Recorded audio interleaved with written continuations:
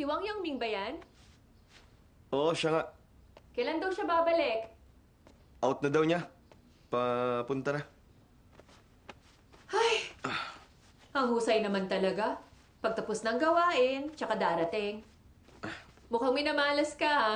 Tuwing pupunta ka sa bahay. Lagi kang kailangan tumulong sa mga gawain. Nahihirapan ka tuloy. Wala naman akong masyadong ginawa eh. Naabala pa kita. Daming trabahong kailangan gawin. Lika, tulungan mo ako dito. Wangwan, Ha? napaka-positive mong tao. Oh? Binahanap tong bahay mo pero nasa mood ka pa rin maglaro.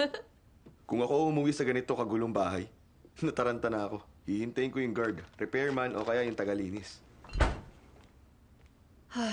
Ako lang ang pwedeng tumulong sa sarili ko eh. Walang maaasahan. Magkaibang sitwasyon nating dalawa, di ba? Marami kayong mga katulong sa bahay. Ako, sino nga aasahan? Ilapag mo lang. Eh yung papa ni Hami, di ka ba niya matulungan? Gusto naman niyang tumulong sa akin, pero hindi niya magagawa. Nasaan ba siya? Anong trabaho? Mukhang busy ah.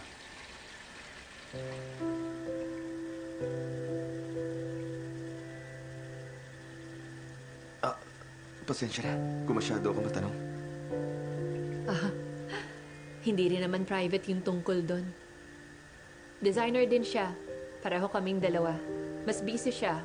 Kaya lang, namatay siya 3 years ago sa sobrang trabaho. Naku, pasensya ka na. Ba't ka humihingi ng pasensya? Di naman ikaw ang pumatay sa kanya. Maliit pa si Hami nung panahon na yon. May sakit ang mga magulang ko, kaya hindi ako matulungan. Si Wang Yangming naman, nagdo-doctorate. Pero wala akong magagawa. Nakaraan naman na yon. Tanggapin na lang. Tama, nakaraan na. Magsimula ka ulit.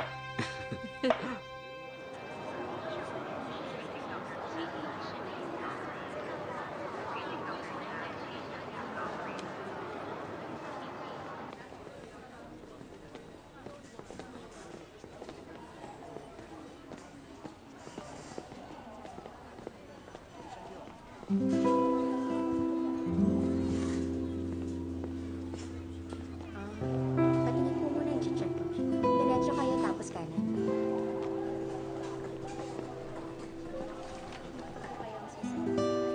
Hello po, nurse. CT scan po. Doon po sa kaliwa niyo. Sige. Punta na kayo. Jo? Ay, Dr. Wang, ito yung medical history at ECG ng pasyente. Pasensya na po sa abala. Ano na? Hihintayin natin ang resulta. Wang Yangming!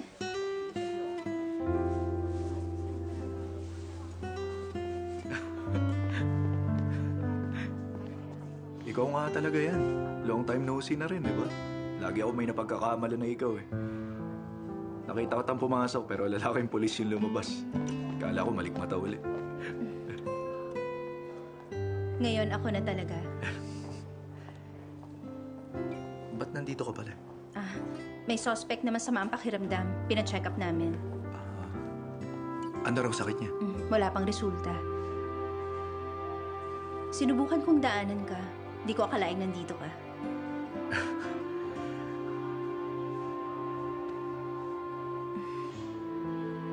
Meron ako ngayong 3 operasyon. Okay. Puntahan mo na.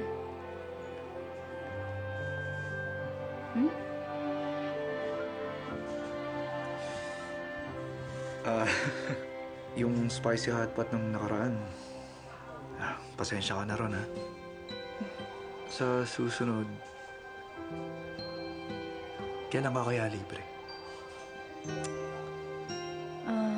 May isasara na namin ang kasong to. Nag-file na rin ako ng 1 buong linggo para sa annual leave ko. Kaya... Kung meron kang libreng oras, pwede kitang samahan. Talaga? Ay, pasensya na. Dadala lang ako. Di ko napigilan. Tama na yan. Basta pag libre ka, i-message mo lang ako. Tatawagan kita agad. Oh, ayos yun.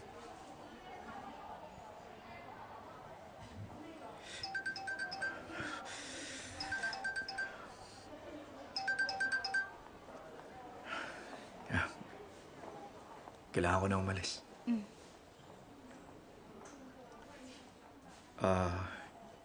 Una na ako ah.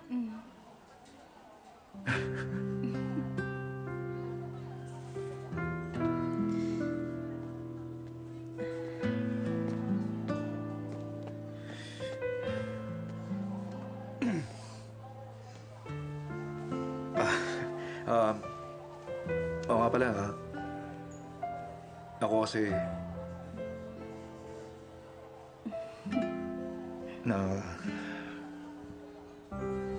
Namiss din kita.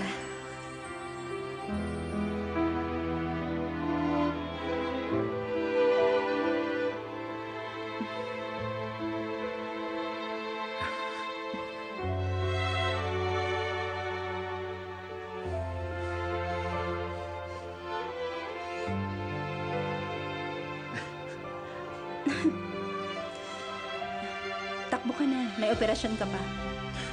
Oo nga. Una na ako.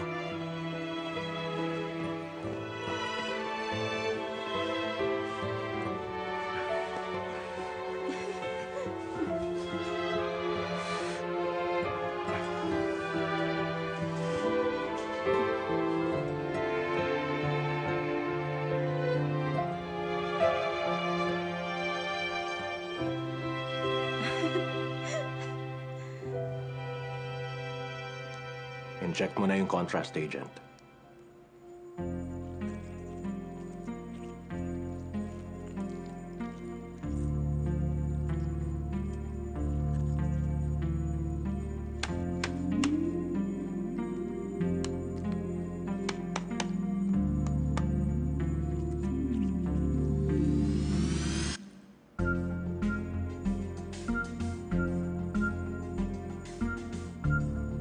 Okay, switch position.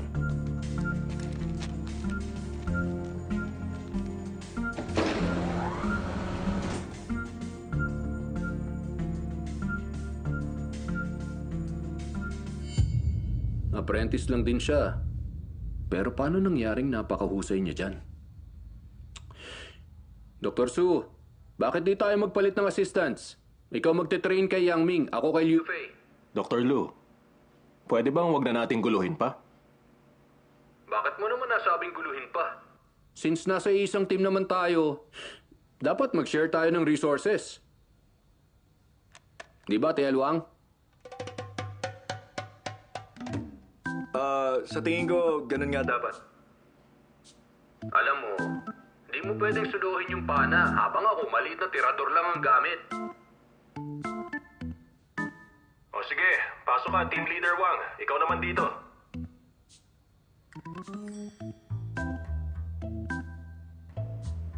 Roger that, Dr. Su.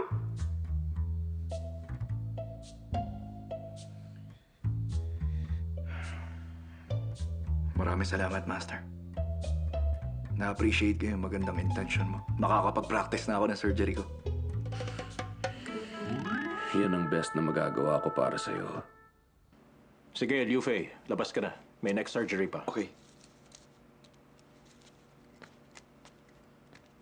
Team Leader Wang, tara, prepare na tayo. Huwag kayong mag-alala. Sigurado ma-upgrade sa pana itong maliit na terador na to. Matupad sana ang pangarap mo, bata. Radial artery puncture ang gagawin natin ngayon. May konting pamamaga at pananakit sa buong proseso. Huwag kayong mag-alala. Normal lang naman yon. Ayos lang ako, Dok. Gawin mo lang ang karaniwan mong ginagawa. Basta pinapaubaya ko sa mga professionals. Sobrang maunawain niya. Di ba? Karapat dapat siya na maging boss. Dr. Su, may gusto akong itanong. Gaano katagal karaniwang inaabot ang ganitong operasyon? Nag-iiba sa bawat pasyente. Normally, kaya ng isang oras. Kung pumasok ako ng 1:30 ng hapon, ibig sabihin tapos na ng mga 2:30. Mamaya kasing 3:00, meron akong conference call. Ganito, Dok. Kung hindi magagawa ang operasyon ko sa loob ng normal time frame, yung assistant ko naghihintay dun sa labas. Pakisabihan na lang. Maraming salamat. Sige. Bakit po hindi kayo magpahinga habang inooperahan kayo? Yung makahiga ka, maituturing ng pahinga. Sige, insert na yung guide wire.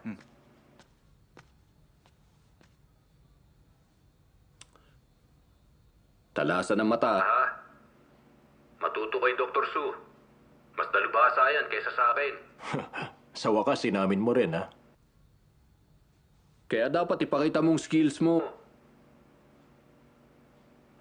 Wang Yangming, nakapag-rotate ka na ng guide wire? Ilang beses na ako nag-observe at saka na-practice ko na rin. Ano-ano ang mga main routes? Brachial artery, axillary artery, subclavian artery. Innominate artery, aorta at aortic sinus floor. Wang Yangming, subukan mo.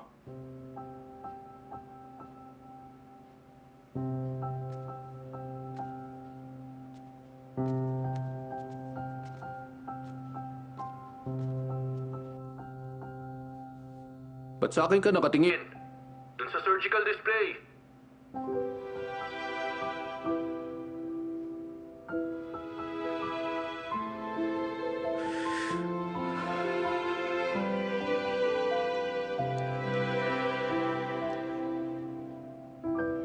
Ikot mo clockwise.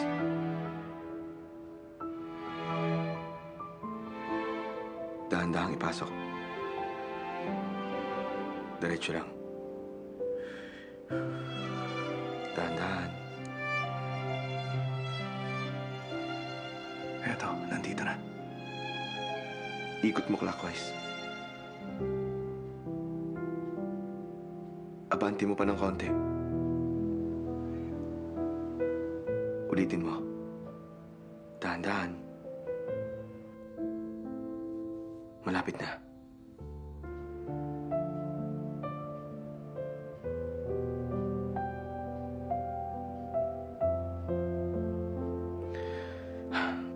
Nakakabit na.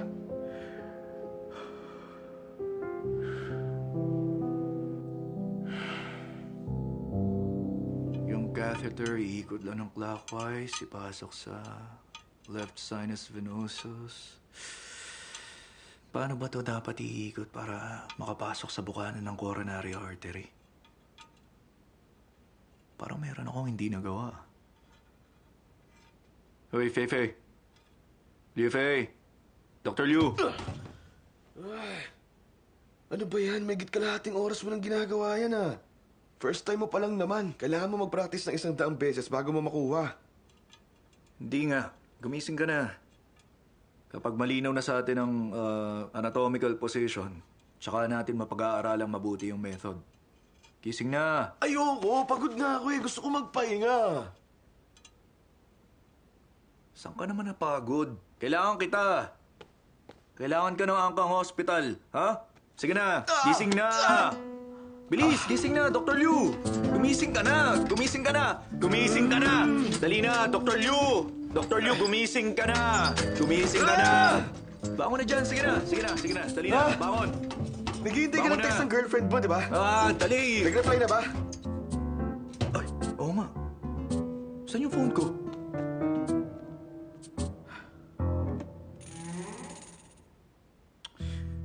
Di pa siya nagre-reply.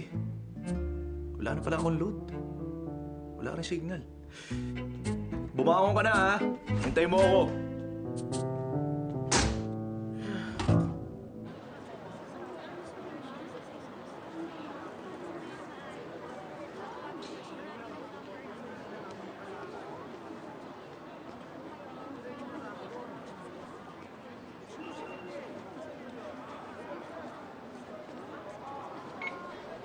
Nasend ko na sa'yo lahat ng libreng oras ko sa susunod na linggo.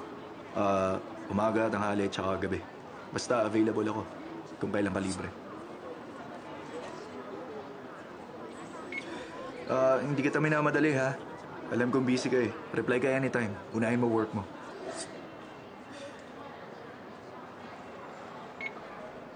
May oras pa tayo. Di ako nagmamadali.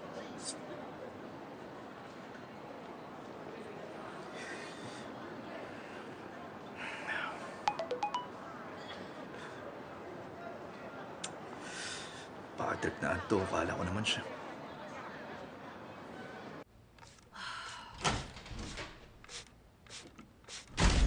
Ma, dito na po ako.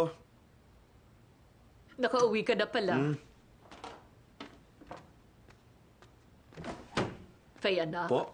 May itatanong ako sa'yo. Nung paalis na si Fang Shenying, anong pinag-usapan niyo? Medyo matagal na po yun eh. Hindi ko na maalala.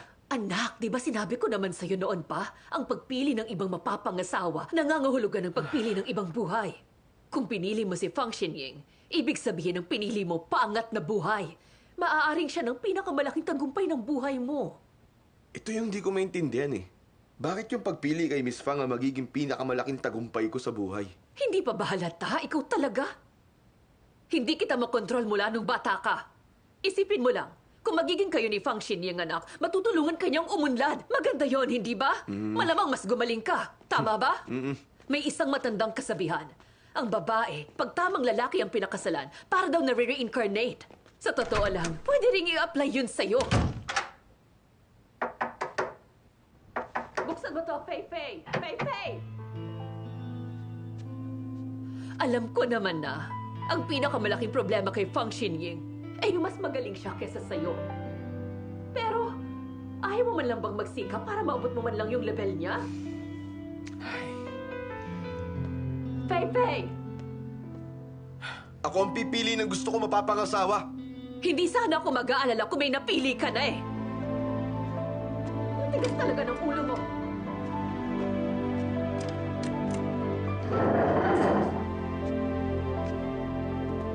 Ay, nakakainis.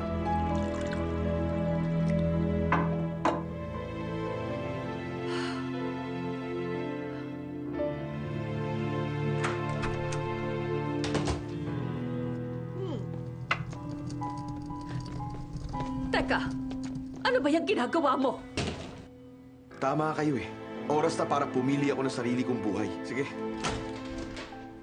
Ay, ikaw...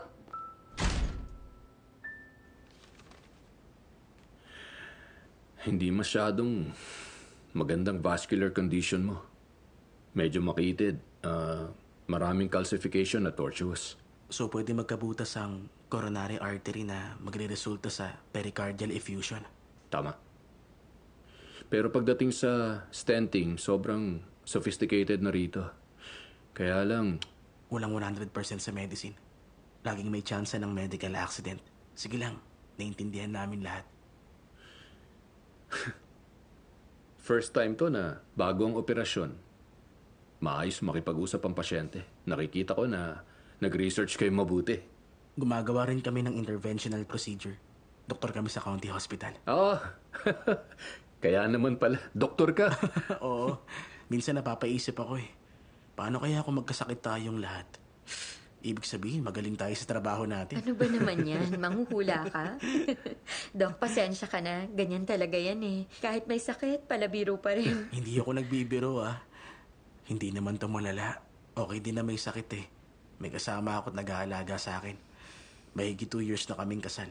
Ngayon lang kami nagkasama ng matagal. Pareho kayong namumuhay kayo ng hiwalay? Doktor din siya doon sa ospital. Kaya lang, laging may ilang araw na either ako o siya ang naka-night shift. Walang oras para sa isa't isa. Bakit kinukwento mo lahat yan? Hindi lang. Witness ako sa lambingan yung dalawa. Ituloy nyo lang. Positive thinking lang, ha? Mauna na ako. Salamat, Walang Dr. naman. Lu. Dr. Lu,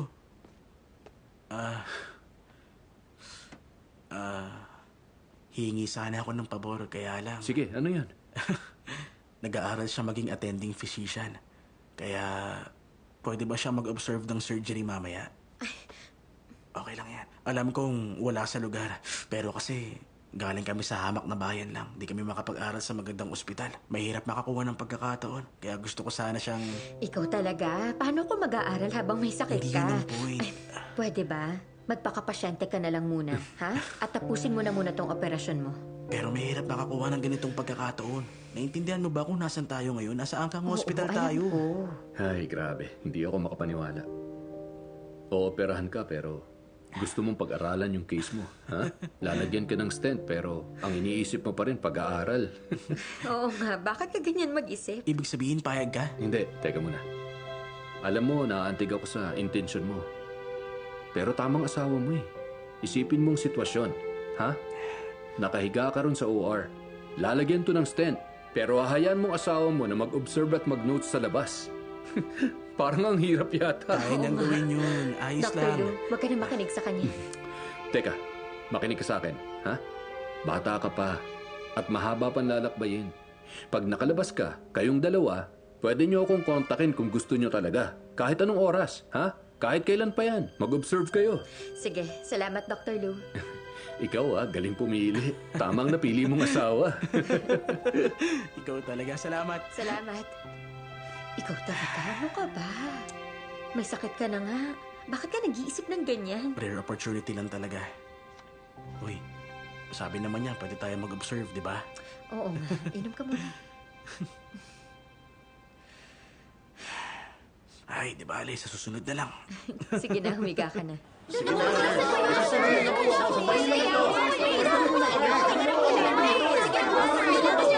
Anong paguluhan to, ha? Hospital to, hindi palengke. Gusto niya magpa-discharge. Yung general Sige na. manager namin. Titingnan ko muna. Huwag niyo harangan yung daan! Doon kayo maghintay! Ano nangyari? Gusto niya raw lumabas? Oo, dahan-dahan. Dr. Su, Ah, may gusto sana akong i-discuss. okay. Meron kasi kaming ilang taon ng tinatrabahong project. Malapit ng contract signing. Ako mismo ang dapat pumunta ron. Kaya gusto ko sana mag-apply na ma-discharge ng maaga. Ganito ang sitwasyon niyo sa ngayon. Hindi magandang lagay ng isang ugat. Nasa 65% ang stenosis. Kahit na hindi pa kailangan lagyan ng stent, yun kasing anxiety at stress nakaka-trigger ng sintomas. Kaya ang payo ko sana... Naiintindihan ko naman yan. Ang katawan natin, yan ang number 1. Tapos 0 na lahat yung iba. Pag masama ang lagay ng katawan, pansamantala lang ang ibang bagay. Ang payo po namin, magpadala na lang kayo ron ng tauhan. Kung kaya sana ng mga tauhan ko, edi pinagawa ko na. Pag itong project na isa katuparan, magtutuloy sa panibagong stage ang kumpanya. Kaya ako lang mismo ang dapat gumawa. Okay daw. Ganito na lang. Isang araw lang ang ibigay mo sa akin. Pangako ko, iinom ako ng gamot. Pagtapos na, babalik ako agad. May isa akong salita. Okay? Kung ganon, kamag-anak niyong pipirma sa consent. Salamat. Maraming salamat. Huwag mo akong alalahanin. Higa ka Pirmahan mo na yung mga papeles. Sige na, bilisan mo na.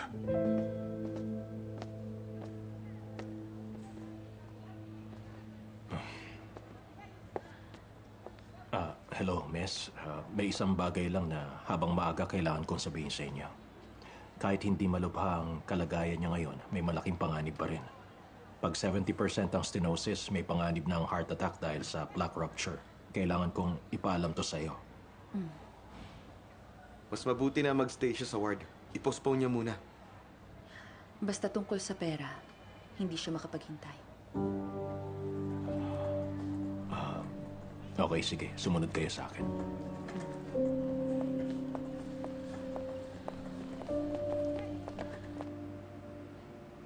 Radial artery puncture complete. Ipasok na yung guide wire.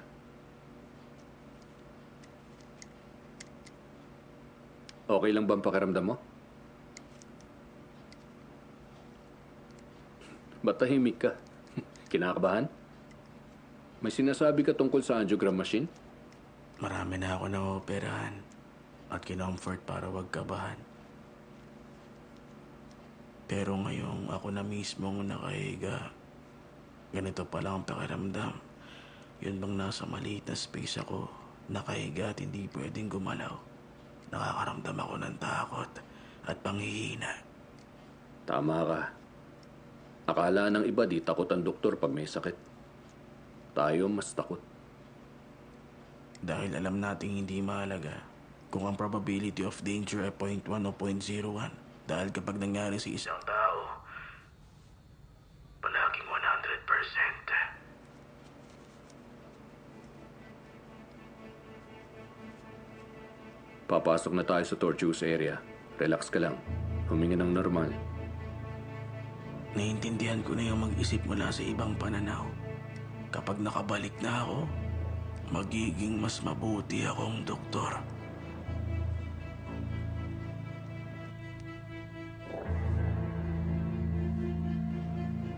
Tingnan mo tong area. Kumikitid. Extensive calcification. Kaya ingat sa direksyon at anggulo pag dumaan ka rito.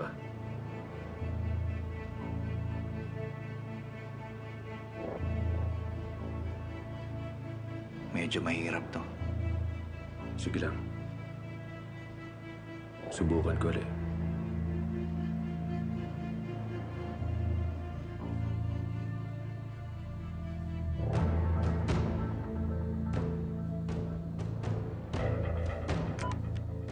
Louie, huwag niyong pilitin.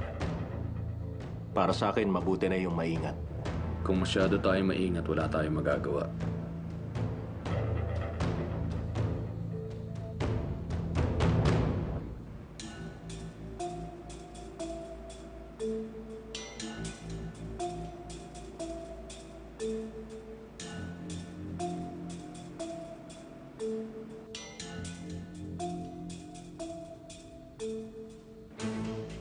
Masyado bang mahirap? Joe, anong gagawin mo kung ikaw ang surgeon ngayon? Susubukan ko lang uli. Mas panganib ang sakit kaysa sa operasyon. Sulit pa rin yung panganib. Sige. Kung naiintindihan mo, gagawin ko.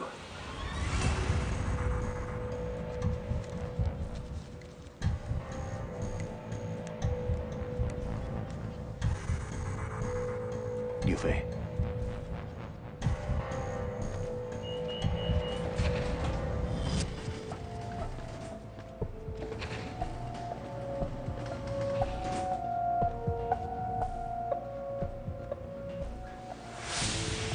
Bumabagsak ang BP. Pasok na.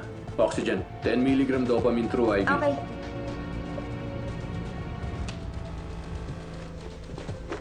Louie, ako na sa pericardial puncture. Yung iba, kayo na ang gumawa. Balloon catheter. Dopamine 10 milligrams. Saline 20 IV.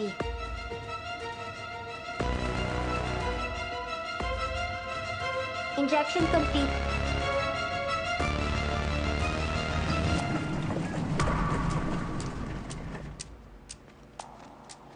Balloon catheter.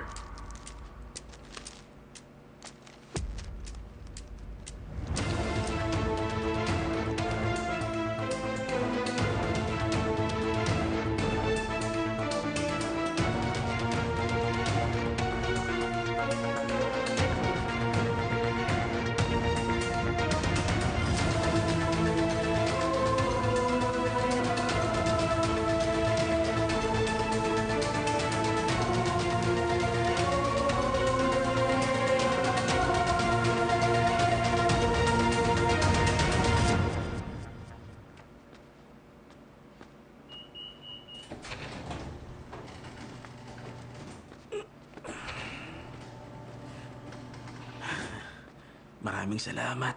Sobrang salamat talaga. Salamat din sa ibang doktor na tumulong. Nagawa niyo lahat sa oras. Yung teamwork niyo ang galing. Napabilib mo rin ako sa pagiging kalmado mo habang nakahiga. Kahit nagkaroon ng maliit na problema, maganda naman ang resulta. Naibsan ang paghihirap mo. Tama ka. Doktor ako, pero pasyente rin.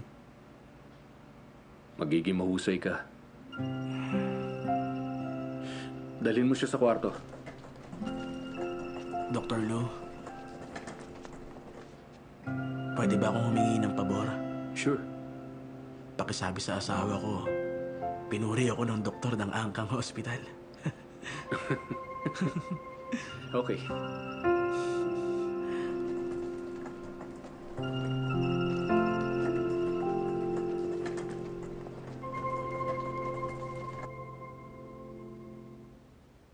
Ay, napagod ako.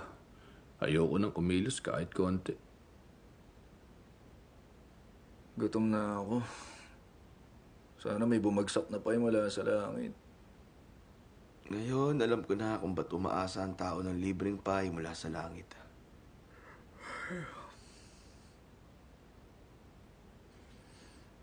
Kaninang pambabaeng luggage yan? Nakaka-insulto naman. Naglayas ka sa bahay niyo? Umalis ako. Nag-away kayo ng pamilya mo?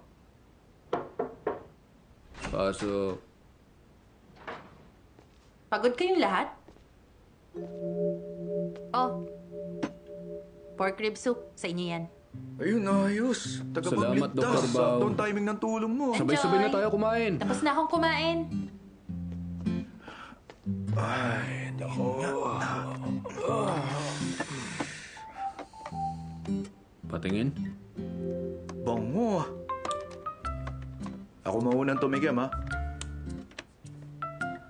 Ano ka ba? Walang seniority sa'yo ah. Inuna mo sana akong bigyan. Bakit pamilyar yung lasa? Naalala ko na. Ganito yung niluto mo kay Dr. Bao, di ba? Sabi mo para sa akin. Nagtataka ako pareho ng lasa ng ginawa mo. Ay, pag binato ka ng bato, batuhin mo ng tinapay. Hindi bayad utang, kundi kapalit ng kabutihan. Nung ibig mo sabihin dyan, Ibig sabihin, ginamit ni Dr. Bao yung original recipe mo sa paggawa ng soup. Hindi lang para makabawi siya.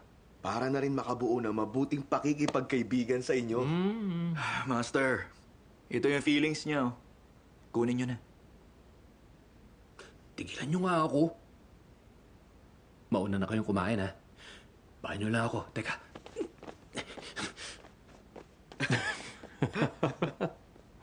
Dr. Su.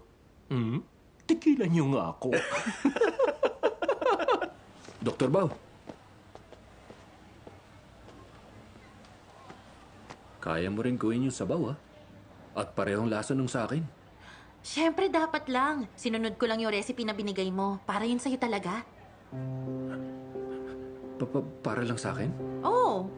Sabi mo, pakuluan sa high to low heat, simmer 2 oras, ihuli ang ampalaya para di maapektuhan ng kulay. Di ba? Tama ka. At saka, meron kang allergy kaya hindi ako naglagay ng nutmeg. Tama ba? Ay, naku na. Maalala mo lahat yan. Pinag-aralan mo talaga. Naku, wala lang to. Gusto kasi kitang pasalamatan. Ang dami na nang naitulong mo. At binigyan mo pa ako ng mga pwede kong pag-aralan. Maraming salamat. The roses in your hand, the flavor in mine. Ang matuwid na tao nag-aalala para sa iba. Pag may problema ka, hanapin mo ako. Sigurado yan. Sa future, I'm sure lagi kitang maaabala. Huwag ka magalit, ha? Hindi. Una na ako. Sige na, sige na. Binato ako ng bato. Batuhin ko ng tinapay. Hindi bayad utang, kundi kapalit ng kabutihan.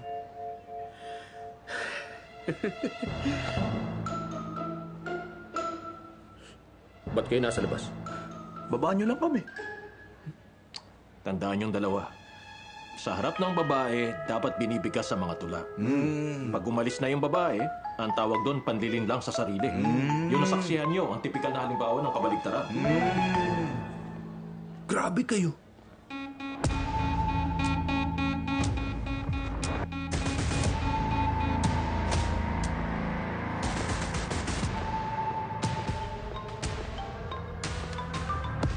Hello? Sa Med 12 po. Punta po kayo sa ICU. Unconscious siya.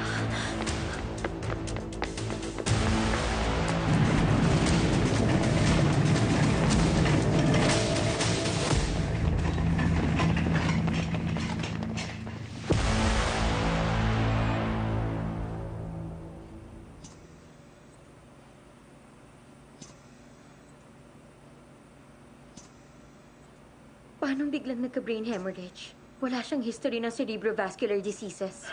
Paroxysmal. Di pa namin alam ang rason. Kinonsulta namin yung mga doktor sa klinik. Ang initial diagnosis, pwedeng CVM. Eddie, ibig sabihin meron siyang... Brainstem massive hemorrhage. Nayupi yung ventricles niya.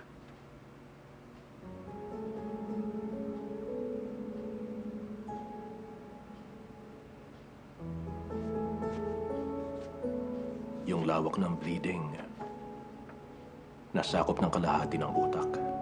Nagkaroon din ng matinding pinsala sa brain tissue. Sobrang pagdurugo. Nasisiksik yung respiratory center. Wala ring saysay kung ooperahan siya ngayon.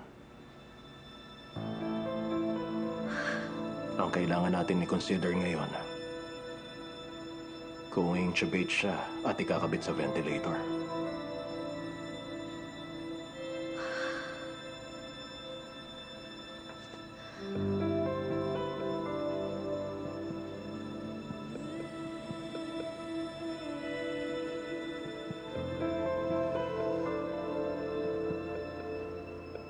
Kahit pa may ventilator, pansamantalang paraan lang yon para humabang buhay niya pero hindi na siya magigising.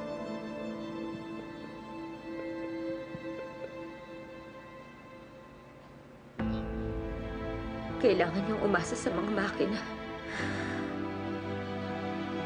Matatakpan siya ng mga tubo. At habang buhay na sa ICU. Kakagraduate lang namin sa med school. May napanood kaming documentary. Yung mga pasyente raw sa ICU. Kahit nagde-delirium yung isip nila. Bawat sakit sa mga katawan nila. At bawat tubo na pinasok sa mga katawan nila. Ramdam na ramdam nila yun.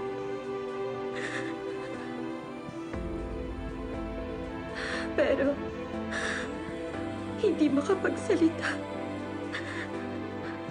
Hindi makahingi ng tulong. Parang bilanggo na natrap sa sarili niyang katawan. Napakalungkot. At napakasakit.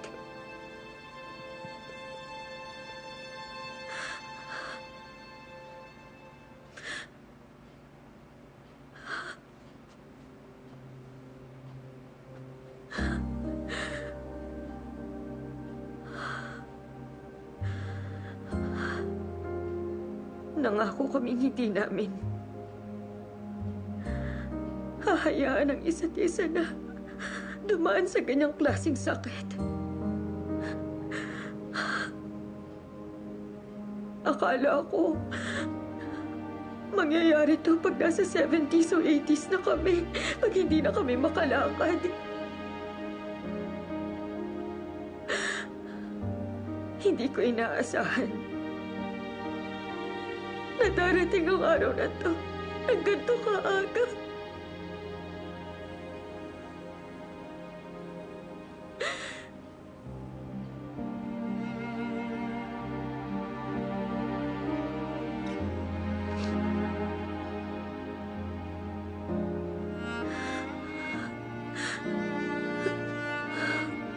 Doktor ka rin.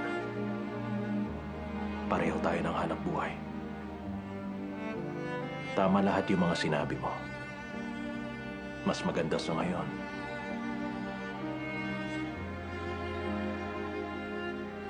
Ang piliin nating bumitaw.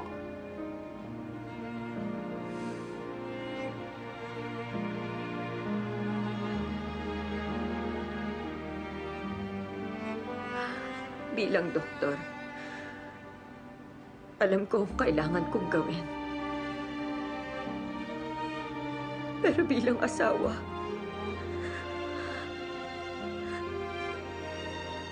hindi ko kaya.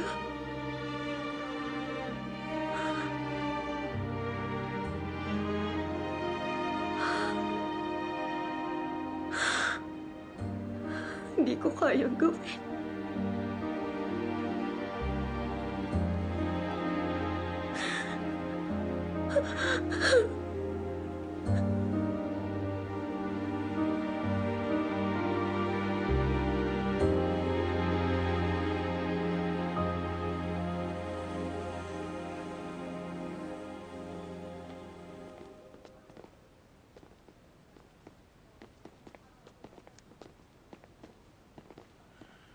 Wala na ba tayong magagawa?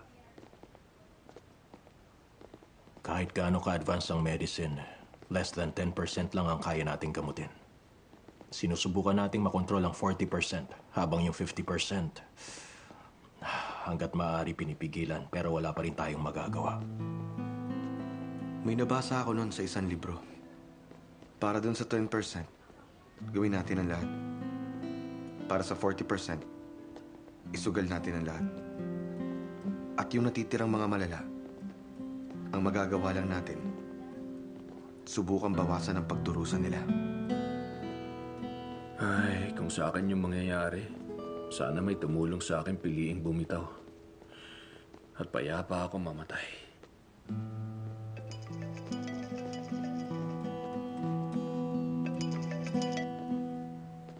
Hello?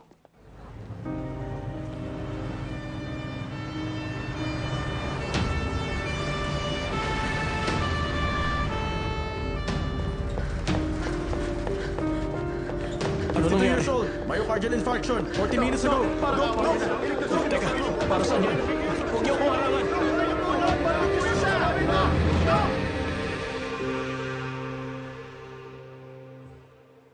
Pag di mo pinirmahan ng papeles, hindi pwedeng matuloy ang surgery. Uulitin ko lang, nakakaranas siya ng extensive anterior wall myocardial infarction. Kung hindi siya maoperahan, pwede siyang mamatay anumang oras. Naiintindihan niyo ba? Pero Doc, paulit-ulit ko na tong sinabi. Nasa ibang bansa ang dalawang anak niya. Hindi ako pwedeng magdesisyon. Pero kamag-anak ka naman niya. Yung pirma mo, legally valid din. Hindi ako pwedeng magdesisyon. Hintayin na lang yung mga anak niya na bumalik. Pero baka matagalan pa. Baka hindi na siya umabot mamayang gabi. Wala na akong ibang magagawa.